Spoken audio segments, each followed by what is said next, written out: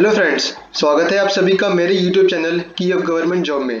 तो गाइस, जैसा कि आप देख रहे हैं एग्जाम्स में कॉन्स्टिट्यूशन से, संविधान से काफ़ी क्वेश्चंस पूछे जा रहे हैं। इसीलिए इस वीडियो को लाना जरूरी था, क्योंकि आज की वीडियो हम डिस्कस करने वाले हैं salient features of the constitution, मतलब कि संविधान की मुख्य विशेषताएं। इसलिए बिना टाइम वेस्ट करे वीडियो को स्टार्ट करते हैं। पर वीडियो को स्टार्ट करने से पहले जिन स्टूडेंट्स ने अभी तक बेल आइकन को ऑन नहीं करा है, आप प्लीज़ बेल आइकन को ऑन कर लें ताकि आपको लेटेस्ट वीडियो के अपडेट्स मिलते रहें। तो फिर स्टार्ट करते हैं आज की वीडियो।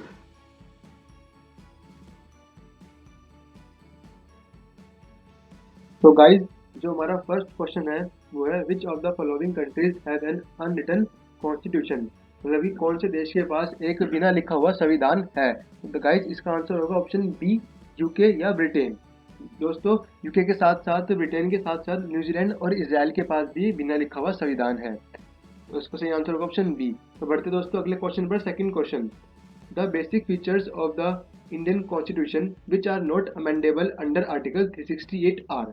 तो गाइस, इसका सही आंसर है option D, sovereignty, territorial integrity, federal system, judicial review and parliamentary system of government. तो इसका सही आंसर होगा दोस्तों ऑप्शन डी। बढ़ते हैं अपने अगले क्वेश्चन पर। Third question, the unitary system of government possesses which of the following advantage. तो गाइस, जो हमारी गवर्नमेंट है उसके पास एक कौन सा एडवांटेज है।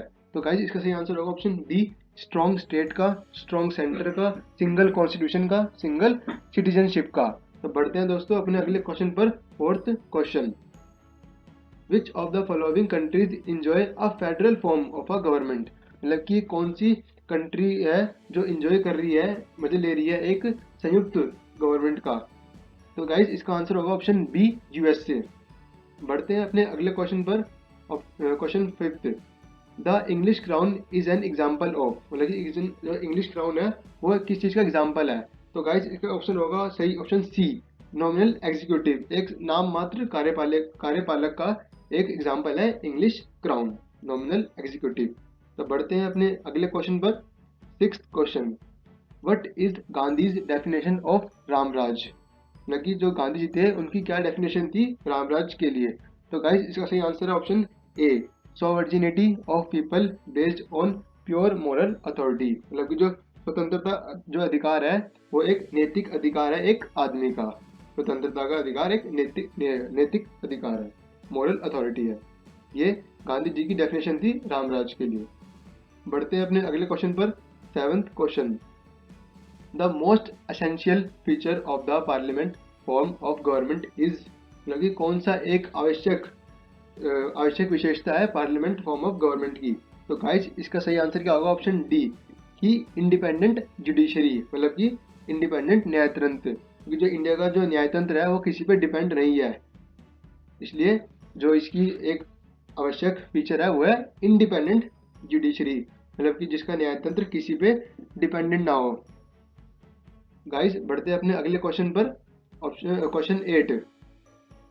गाइस, हमें ये स्टेटमेंट दे रखी है, हमें बताना है इसमें से कौन सी स्टेटमेंट करेक्ट है और कौन सी फॉल्स है। तो गाइस, हमारी फर्स्ट स्टेटमेंट है the constitution of India is a liberal constitution. और सेकंड स्टेटमेंट है it provides a fundamental rights to individual. तो गाइस, जो इसका आंसर है, हमें ये ऑप्शन दे रखे हैं, option A B C D हमें इसमें देना है दोस्तों। तो इसका आंसर होगा option A, both the statements are individually true and statement 2 is the correct explanation of statement 1। मतलब कि जो दोनों स्टेटमेंट है ये ऊपर दे रखी है, फर्स्ट और सेकंड, ये दोनों करेक्ट है अपने आप में ही। पर जो सेकंड स्टेटमेंट है वो करेक्ट एक्सप्लेनेशन है स्टेटमेंट 1 का। तो दोस्तों, इसका सही आंसर होगा ऑप्शन ए, कि the constitution of India liberal constitution है, एक उदार कॉन्स्टिट्यूशन है। और जो और वो प्रोवाइड करता है फंडामेंटल राइट्स टू इंडिविजुअल, मतलब कि हर एक को, वो हर आदमी को एक मौलिक अधिकार प्रदान करता है हमारा इंडिया का कॉन्स्टिट्यूशन। तो दोनों स्टेटमेंट दोस्तों सही है, तो आंसर होगा ऑप्शन ए। बढ़ते हैं अपने अगले क्वेश्चन पर। At which of its session did the Congress official accept the socialistic pattern of society. मतलब कि कौन से सत्र में जो कांग्रेस है, कांग्रेस पार्टी है, उसने ऑफिशियली एक्सेप्ट करा था सोशलिटी पैटर्न ऑफ सोसाइटी। तो गाइस, इसका आंसर होगा ऑप्शन बी, अवधि सेशन ऑफ 1955। मतलब जो अवधि सेशन हुआ था 1995 में, उसमें कांग्रेस ने ऑफिशियली एक्सेप्ट करा था वो सोशलिस्टिक पैटर्न ऑफ सोसाइटी है। तो इसका सही आंसर होगा option B of the session of 1955। बढ़ते हैं दोस्तों अपने अगले क्वेश्चन पर। 10th question, in India polity which one is supreme, मतलब कि जो इंडियन पॉलिटी है उसमें सबसे ऊपर सबसे सुप्रीम कौन है। तो गाइज इसका सही आंसर होगा ऑप्शन बी द कॉन्स्टिट्यूशन, मतलब कि संविधान, मतलब कि इंडियन पॉलिटी में सबसे ऊपर संविधान को माना गया। तो गाइज बढ़ते हैं अपने अगले क्वेश्चन पर। 11th question, which of the following statement about the federal system in India are correct. नहीं दोस्तों, हमें ये कुछ ऑप्शन दे रखे हैं और हमें बताना है कि जो ये स्टेटमेंट दे रखी है कौन सी करेक्ट है एक फेडरल सिस्टम ऑफ इंडिया में। तो गाइस हमें एक नीचे कोड्स भी दे रखे हैं, ये कोड्स ऐसे आते हैं पेपर्स में क्वेश्चन, हमें कोड्स पे टिक करना होता है और हमें चार स्टेटमेंट दे रखी है। तो हमें चारों को पढ़ना है और बताना है इनमें से कौन सी सही है और फिर कोड्स में से करेक्ट आंसर चूज करना है। तो गाइस इसमें जो ए और बी जो है वो सही है। The constitution introduce a federal system of the basic structure of government, ये भी सही है। और ऑप्शन जो बी है, बी जो है सेकंड स्टेटमेंट है जो there is a strong admixture of unitary bias, ये भी सही है। तो गाइज इसका सही आंसर क्या होगा, आप देख सकते हैं ए बी सी डी में हमारी फर्स्ट और सेकंड सही है। तो हमारा ऑप्शन सही होगा option B, first and second only, यही दोनों सही है और जो बाकी की है सारी गलत है, इसलिए हमारा आंसर होगा ऑप्शन फर्स्ट एंड सेकंड। बढ़ते हैं दोस्तों अपने अगले क्वेश्चन पर। 12th question, who among the following gave the following statement about the Indian constitution, मतलब कि किस इंसान ने हमारे इंडियन कॉन्स्टिट्यूशन के बारे में एक स्टेटमेंट पास करी थी, वो कौन था। दोस्तों पहले पढ़ लेते हैं वो स्टेटमेंट क्या थी। Indian constitution strikes a good balance between extreme rigidity and too much flexibility. दोस्तों ये स्टेटमेंट दी थी, हमें बताना है कि ये स्टेटमेंट किसने दी थी। गाइस इसका सही आंसर होगा ऑप्शन सी, अलेक्जेंड्रोविच ने ये स्टेटमेंट दी थी इंडियन कॉन्स्टिट्यूशन के बारे में, कि इंडियन कॉन्स्टिट्यूशन जो है वो एक समान बैलेंस करता है एक्सट्रीम रिजिडिटी, मतलब कि एक बहुत कठोरता और एक बहुत ही सरलता फ्लेक्सिबिलिटी में। तो ये किसने दोस्तों, ऑप्शन सी, अलेक्जेंड्रोविच ने ये स्टेटमेंट पास करी थी। बढ़ते हैं गाइस अपने अगले क्वेश्चन पर। फिर से ये स्टेटमेंट वाला क्वेश्चन आ गया है क्वेश्चन 13। गाइस इसमें बताना है कि कौन सा इनमें से ट्रू और कौन सा फॉल्स है। तो हम पहला पढ़ते हैं अपना। Indian constitution is quasi federal, मतलब कि जो इंडियन कॉन्स्टिट्यूशन है, इंडियन का संविधान है वो अर्ध संघीय है, ये हमारी पहली स्टेटमेंट है। और दूसरी reason, Indian constitution is neither federal nor unitary. तो गाइस हमें बताना है कि इन दोनों में से कौन सा सही है। तो गाइस इसका सही आंसर होगा option C, A is true but R is false, मतलब कि जो ए है वो सही है कि इंडियन जो कॉन्स्टिट्यूशन है वो एक अर्ध संघीय है और जो आर है वो गलत है। तो सही आंसर होगा option C, A is true but R is false. बढ़ते दोस्तों अपने अगले क्वेश्चन पर। 14th question, which of the following official documents is related with India, मतलब कि कौन सा एक ऑफिशियल डॉक्यूमेंट है इंडिया का। तो गाइज इसका सही आंसर होगा ऑप्शन ए, वाइट पेपर जो है ऑफिशियल डॉक्यूमेंट है इंडिया का। गाइज बढ़ते हैं अपने अगले क्वेश्चन पर। 15th question, which one of the following is a basic feature, एक विशेषता है ऑफ प्रेसिडेंट गवर्नमेंट की, मतलब कि गाइस हमें बताना है कि कौन सा एक खास एक मामूली सी विशेषता है प्रेसिडेंट गवर्नमेंट की। तो गाइस इसका सही आंसर होगा ऑप्शन बी, सिंगल एग्जीक्यूटिव, एक हमारी सिंगल कार्यपालक है, हमारी कोई बहुत सारी वो नहीं करी, एक हमारी सिंगल एग्जीक्यूटिव है, हमारे पावर एक बस, ठीक है। तो गाइस इसका सही आंसर होगा ऑप्शन बी। तो गाइस बढ़ते हैं अपने अगले क्वेश्चन पर।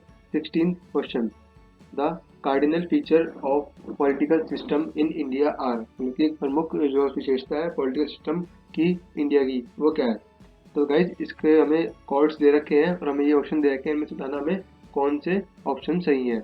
तो गाइज इसका सही आंसर होगा option D, all of these right है, मतलब कि ये जो जितने भी दे रखे हैं 1 2 3 4 करके सारे सही हैं। तो हमारा दोस्तों फर्स्ट क्या है, cardinal feature political system on India क्या है दोस्तों, it is a democratic republic, सही है। It has parliamentary form of government, ये भी सही है।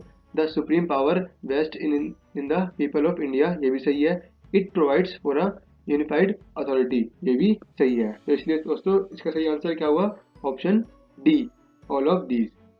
बढ़ते हैं अपने अगले क्वेश्चन पर। 17th question, where was the concept of unwritten constitution first born, मतलब कि जो कंसेप्ट था एक एक रिटन कॉन्स्टिट्यूशन का, मतलब कि संविधान को लिख कर रखना, वो सबसे पहले कहाँ पे जन्मा था? तो गाइज इसका सही आंसर होगा ऑप्शन बी, यूएसए में सबसे पहले ये कंसेप्ट आया था कि हमारा जो संविधान है उसको हम लिख कर रखें। इसका सही आंसर होगा ऑप्शन बी। बढ़ते हैं अपने अगले क्वेश्चन पर। 18th question, where was the first parliamentary form of government formed? मतलब कि दोस्तों कहाँ पे सबसे पहले संसदीय है, जो हमारी संसदें बनी हुई है जहाँ पे सारे नेता बैठते हैं, बड़े बड़े संसद, सबसे पहले ये कहाँ पे, मतलब कि किस कंट्री की देन है, मतलब कि सबसे पहले कौन सी कंट्री में बनी होगी? तो इसलिए दोस्तों इसका सही आंसर होगा ऑप्शन ए, ब्रिटेन। जो हमारी संसद वाला सिस्टम है ये ब्रिटेन से लिया गया है, सबसे पहले ब्रिटेन में ही बनी थी, इसलिए सही आंसर होगा ऑप्शन ए, ब्रिटेन। बढ़ते हैं अपने अगले क्वेश्चन पर। 19th question, who called India federalism as the cooperative federalism? मतलब कि किसने कहा था इंडिया फेडरलिज्म एक कोऑपरेटिव फेडरलिज्म है, मतलब कि इंडिया संघीयता एक सहकारी संघीयता है, ये किसने कहा था? तो गाइस इसका सही आंसर होगा ऑप्शन ए, जी ऑस्टन ने ये कहा था कि जो इंडिया फेडरलिज्म है ये एक सहकारी फेडरलिज्म है। तो सही आंसर होगा ऑप्शन ए, जी ऑस्टन ने ये कहा था। बढ़ते हैं अपने अगले क्वेश्चन पर। 20th question, the constitution of India is, मतलब कि भारत का संविधान क्या है? Partly rigid and partly flexible, मतलब कि थोड़ा कठोर है और थोड़ा लचीला है। तो इसका सही आंसर होगा ऑप्शन डी। बढ़ते हैं अपने अगले क्वेश्चन पर। 21st question, the constitution of India borrowed the scheme of Indian federalism from the constitution of. थोड़ा समझते हैं इसका कहने का मतलब क्या है दोस्तों। जो हमारा कॉन्स्टिट्यूशन ऑफ इंडिया है, संविधान है इंडिया का, उसने एक स्कीम ली है कि इंडियन फेडरलिज्म की, जो स्कीम ली है वो है इंडियन फेडरलिज्म, वो कौन से कॉन्स्टिट्यूशन से ली है? हमें ये बताना है। जो हमारे इंडिया के कॉन्स्टिट्यूशन ने एक स्कीम ली है इंडियन फेडरलिज्म, जो कि है इंडियन फेडरलिज्म, ये एक स्कीम ली गई है, ये किस कौन से कॉन्स्टिट्यूशन से ली गई है? तो दोस्तों इसका सही आंसर होगा ऑप्शन बी, कनाडा के कॉन्स्टिट्यूशन से ये स्कीम ली गई है इंडियन फेडरेशन की।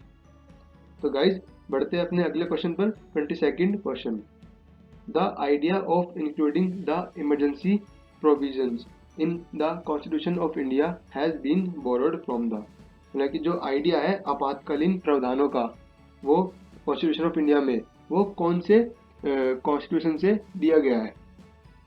ये दोस्तों तो इसका सही आंसर होगा option A, Weimar constitution of Germany, मतलब कि जर्मनी का जो कॉन्स्टिट्यूशन है उसका क्या नाम है? Weimar constitution.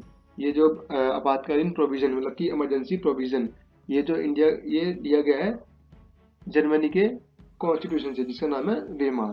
तो इसका सही आंसर ऑप्शन बी। बढ़ते हैं अपने अगले क्वेश्चन पर। 23rd question, the official of Lokpal and Lokayukta in India is based on which one of the following? जो हमारे इंडिया में लोकपाल और लोकायुक्ता है वो मतलब कि मेनली कह सकते हैं हम किससे किससे लिए गए हैं, वो मतलब कि वो कौन किस पर बेस्ड है? तो दोस्तों इसका सही आंसर होगा ऑप्शन बी, ऑम्बुड्समैन इन स्कैंडिनेविया। स्कैंडिनेविया दोस्तों एक कंट्री है। बढ़ते हैं अपने अगले क्वेश्चन पर। 24th question, Indian constitution has taken certain features of the constitution of the other countries, मतलब जो इंडियन कॉन्स्टिट्यूशन है उसने कुछ फीचर्स, ऑलमोस्ट सारे लिए हैं, और कुछ फीचर्स जो है लिए अदर कंट्री के कॉन्स्टिट्यूशन से। तो हमें ये बताना है which country has contribute to the framing of the directive principles of state policy. तो हमें ये बताना है कि जो directive directive principle of state policy वाला जो लिया गया है वो कौन से कॉन्स्टिट्यूशन से लिया गया है?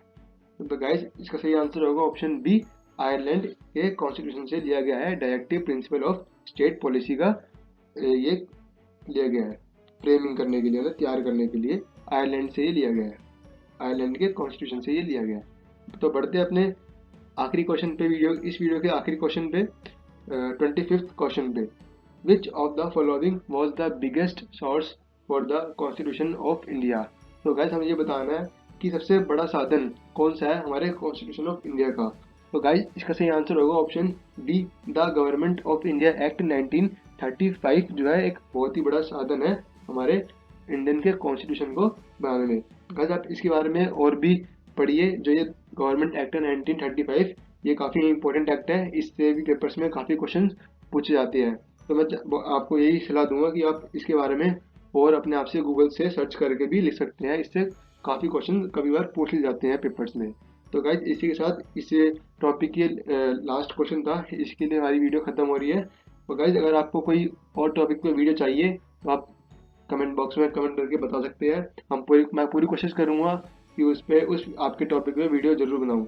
तो गाइज इसी के साथ take care and thank you for watching my video.